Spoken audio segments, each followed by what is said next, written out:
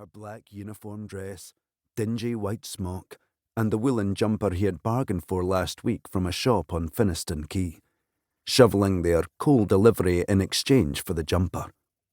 Her woolen coat doubled as a blanket. Samuel feared he didn't know half of what he ought to know to take care of her. She looked a mess. Her face and dress were smudged with dirt. Her fine hair was tangled with straw, and she'd recently lost her comb.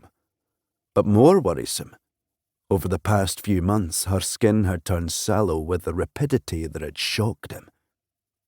Samuel pulled her onto his lap, and she balanced on his legs, light as a bird. They hunkered by the lifeless stove, sharing a heel of stale bread and eating leftover porridge they'd cooked the night before.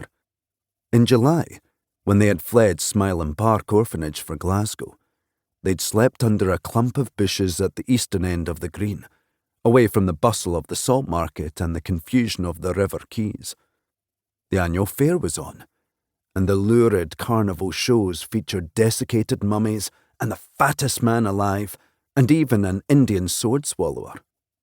They bathed doon the water in the River Clyde because they didn't have money for the public washhouse, and ate meat pies and potato scones and bowls of Cullen skink he filched from the fair booths.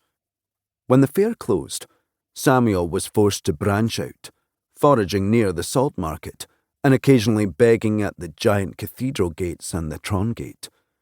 He even ventured to the houses near the dank close where his family had once lived, but he didn't know anyone anymore.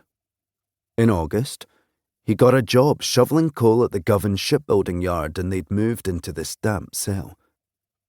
Alison worked doffing bobbins and spindles at the Wilkie textile factory in Calton. Only young children were small enough to fit underneath and in between the great looming machines to change out spent spinners for new. Every night she came home covered in tufts of wool. Their combined wages almost kept them in food. Alison nibbled her chunk of bread slowly, in that way she did when she wanted it to last. 5 years ago, when their parents and siblings died of diphtheria and the parish council committed them to the orphanage, Samuel was 12, but Alison was just an infant. In their 5 years there, sustained on solid Catholic fare, Samuel forgot the gnawing hunger of his early childhood, though other cruelties took its place. His memories of starvation faded. Until this past July, Alison had never known hunger. Now, she was hungry all the time. Recently, though, she had stopped complaining. A worrisome sign. Last night, Samuel had consulted the contents of his pockets. Money enough for 3 days' food, but it was 6 days until he would be paid. There would be food at church today, but after that, he would have to ration. Again. Samuel stroked Alison's hair, knowing it comforted her. "Do you want to go back to Smilham, wee one? I'll take you back if you want. You'd be warm there, and there'll be plenty to eat. You'd have a bed. You could go to school." When the nuns expelled Samuel from the orphanage, he had taken Alison with him. Stolen might be more accurate, but he had refused to leave her behind, not after what they had done to her. Still, there were days when he feared he had made a terrible mistake. Alison stopped eating as she considered.